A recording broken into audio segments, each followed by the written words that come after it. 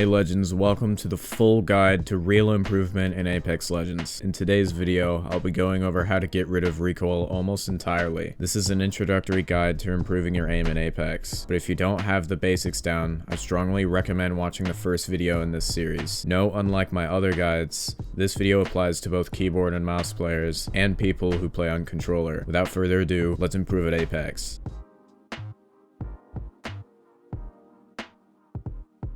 The first method is the most versatile way to get rid of recoil. Recoil in Apex isn't random. Weapons have the same recoil every time. This means you can reliably learn each weapon's recoil pattern and aim like a pro. To learn a weapon's recoil, pick up any weapon of your choice. Go into the settings and make sure bullet marks is set to medium or high. Without trying to control the recoil at all, just aim down sights and the trigger, then mag dump the entire mag into a wall. This will paint in bullet holes the recoil pattern of the gun you're using. This pattern will be the same every time you fire that same weapon. The only factors that will change your recoil are if you are hip firing, which is firing your weapon without holding aim down sights, or if you have a barrel mod on your gun. Barrel mods shorten the spread of your recoil by a small percentage, but for practice, I recommend not using one. For if you master recoil control with no attachments, you will always be able to laser people even if you got unlucky and didn't find any good attachments. Different ammo types have different attributes that greatly affect your recoil control, excluding shotgun shells and sniper rounds. This is because those weapons are not fully automatic, so you don't need to waste your time practicing recoil on them. I'm talking about light ammo, heavy ammo, and energy ammo. Light ammo usually wants to pull your gun up and to the right, while heavy ammo usually wants to pull your gun up and to the left. Keep this in mind if you find yourself using a weapon that you haven't practiced with. The same can't be said for energy ammo. The energy weapons, excluding the Volt, have the hardest recoil to control because they go in every direction very quickly and aggressively. These weapons normally need a little bit of extra time to practice recoil on, and it's worth learning to handle because energy weapons have some of the highest damage compared to light or heavy weapons. Start trying to recoil control by pinging a target or dummy and walking away from them until you can no longer do 200 damage in one magazine.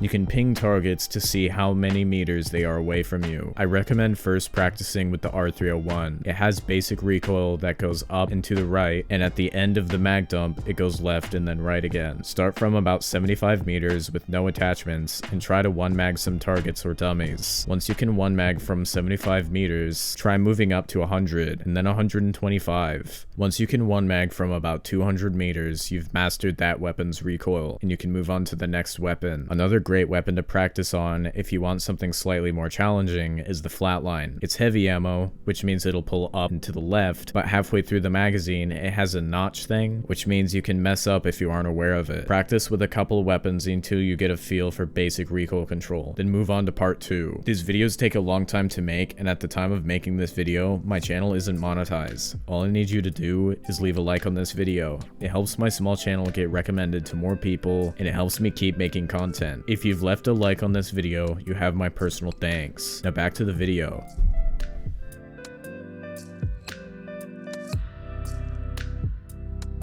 For some reason, there's code in Apex to Bro, I can't talk today.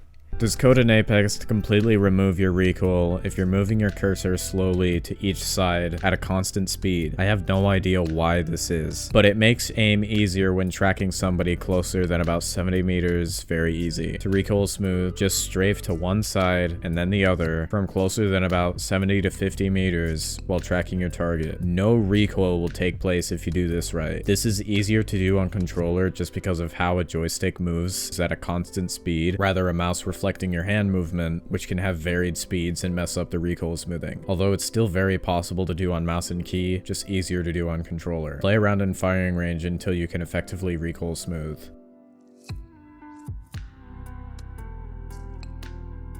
Jitter aiming is by far the hardest technique on this guide, but it also can be the most rewarding. Jitter aiming gets rid of all recoil on all weapons, and you don't need to learn patterns, memorize muscle memory, or even practice with specific weapons. Jitter aiming has an incredibly high skill cap and is near impossible to do on controller. On mouse and key to jitter aim, after each bullet leaves your gun, move your cursor outward by a couple pixels, then recenter your cursor on your target. For every single bullet, the extreme speed and precision required for this tech is probably why they haven't removed it from the game. Although it arguably should be removed because only mouse and key players have access to it. Sorry, controller players. Looks like Respawn gave you the boot yet again. Jitter aiming takes the effective range of assault rifles from 200 to 300 meters to 5, 6, even 700 meters away from your target, which isn't even possible to demonstrate in the firing range. Jitter aiming is only worth learning to an extent because it may be removed in the future due to it being unfair to controller players, and it's by far the hardest aiming tech to learn, especially on the R301. Because the R301 has a very high fire rate, you need to reposition your cursor at demon speeds to jitter aim it. Only a couple people have mastered this. I recommend jitter aiming with the Flatline and the Havoc. These assault rifles have devastating kill power and high magazine size. This in combination with the slower fire rate makes it really easy to jitter aim. Even better to jitter aim are the Spitfire and the L-Star. These weapons have massive magazines and slow fire rates with high bullet damage. You can practice jitter aiming without a chance at being banned, but keep in mind that it might not be a great idea, since it might not be in the game forever and your time might be wasted. That concludes this video. If you want to get better at avoiding shots or just movement in general, watch my previous videos in the description. If you want to learn how to wall run, like in Titanfall 2, with any legend in the game on any wall, stay tuned for that video tomorrow. Anyways, my channel has been seeing exponential growth recently, and I just want to thank you all for leaving the nice comments and leaving the likes. I think most content creators fail to express how much it really means to see these things happening, especially a small content creator with only a couple subscribers to my name. Each one is super valued to me, so from the bottom of my heart, thank you for all your support. Have an amazing rest of your day, and I'll see you guys later. See ya.